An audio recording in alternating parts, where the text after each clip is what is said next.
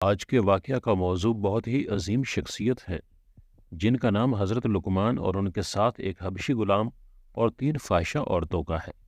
کیسے ان فاحشہ عورتوں کی دل کی دنیا بدلی اور کیسے اللہ والوں نے ان کو نیک راہ پر لگا دیا۔ حضرت ابو جعفر اس واقعہ کو اس طرح بیان کرتے ہیں کہ حضرت لقمان کے پاس زاہد بن قیس نامی ایک شخص آیا اور کہنے لگا کہ میرے گھر کے قریب فحش خانے ہیں، میری 3 بیٹیاں ہیں اور جب میں کھیتی باڑی کرنے جاتا ہوں تو وہ گھر سے نکل کر فحش خانوں میں چلی جاتی ہیں اور وہاں زنا کاریاں کر کے میرے گھر آنے سے پہلے گھر واپس پہنچ جاتی ہیں۔ آپ میری مدد فرمائیں کہ میری بیٹیاں راہ راست پر آ جائیں۔ حضرت لقمان نے اپنے قریب بیٹھے اپنے غلام کی طرف اشارہ کرتے ہوئے فرمایا، میرے اس غلام کو اپنے گھر لے جاؤ اور اپنے دروازے پر بٹھا دو، اللہ نے چاہا تو تمہارا مسئلہ حل ہو جائے گا۔ چنانچہ وہ حضرت لقمان کے پاس غلام کو اپنے گھر لے گیا، جہاں اس کی 3 جوان بیٹیاں تھیں جو بہت گناہ گار تھیں، یعنی غلط کاموں میں مبتلا تھیں۔ 3 فاحشہ بیٹیوں کے درمیان ایک باپ تھا، اس نے اپنی بیٹیوں کی تربیت ایسی کی کہ وہ باپ کی سنتی ہی نہیں تھیں۔ اس لیے زاہد بن قیس نے حضرت لقمان کے غلام کو ان کی نگرانی کے لیے گھر سے باہر بٹھا دیا۔ ایک دن وہ شخص جاتے وقت دروازہ بند کر کے غلام کے پاس آیا اور آپ کو پاس بٹھایا اور کہا کہ گھر میں میری جوان بیٹیاں موجود ہیں، میں نے ضرورت کی تمام چیزیں ان کو دے رکھی ہیں، یعنی کھانے کے لیے گھر سے نکلنا نہیں پڑے گا، اگر وہ دروازہ کھولنے کے لیے کہیں تو ہرگز نہ کھولنا۔ یہ کہہ کر وہ چلا گیا۔ آپ باہر بیٹھ گئے، اللہ کا ذکر کرنے لگے۔ کچھ دیر بعد لڑکیوں نے دروازہ کھٹکھٹاتے ہوئے کہا کہ جلدی سے دروازہ کھولو۔ آپ نے دروازہ نہ کھولا۔ انہوں نے بہت اصرار کیا، بالآخر لڑکیوں نے گھر کے اندر سے پتھر مار مار کر آپ کو زخمی کر دیا۔ آپ کے سر سے خون بہنے لگا۔ آپ نے اپنے جسم سے خون صاف کر دیا اور شام تک دروازے پر بیٹھے رہے، لیکن دروازہ ہرگز نہیں کھولا۔ جب مالک آیا تو آپ نے اسے کچھ نہیں بتایا۔ دوسرے دن لڑکیوں نے پھر دروازہ کھلوانا چاہا تو آپ نے انکار کر دیا۔ انہوں نے دوبارہ وہی کام کیا اور آپ کو پتھر مار کر زخمی کر دیا۔ آپ کے سر پر پتھر لگا اور خون بہنے لگا۔ آپ نے اپنے چہرے اور سر سے خون صاف کیا۔ آپ نے یہ اس لیے کیا کہ مالک کو پتہ نہ چلے کہ اس کی بیٹیوں نے آپ کے ساتھ ظلم کیا ہے، اور شام تک دروازے پر اسی طرح بیٹھے رہے۔ جب مالک آیا تو اسے کوئی بات نہ بتائی۔ وہ روز آ کر پوچھتا کہ بیٹیاں گھر سے باہر نکلی تھیں تو آپ کہتے کہ نہیں، وہ نہیں نکلی، نہ ہی کوئی زور زبردستی کی، وہ تو گھر میں رہیں، گھر سے نکلی ہی نہیں۔ کچھ ہی دن گزرے۔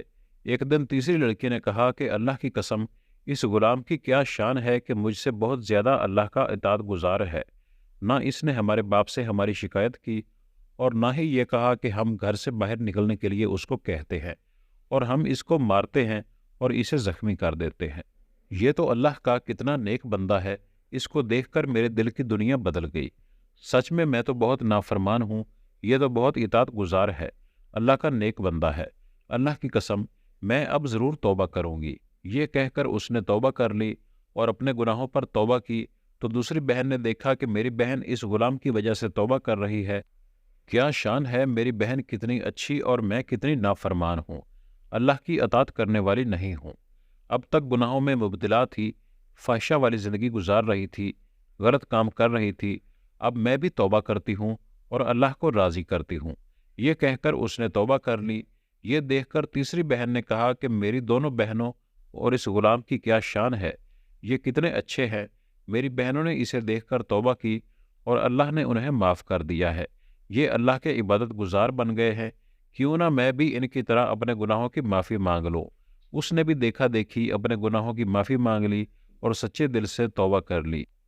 جب یہ خبر بستی کی دوسری فاحشہ عورتوں تک پہنچی تو انہوں نے کہا کہ فلاں انسان کی تینوں بیٹیوں نے ان کے غلام کی وجہ سے اللہ کے حضور معافی مانگ لی ہے، غلط کام سے بچنا چاہ رہی ہے، کیا شان ہے اس عالم صاحب کے غلام کی کہ وہ ہماری نسبت اللہ کی زیادہ اطاعت گزار ہے، پھر ہم بھی توبہ کیوں نہ کریں۔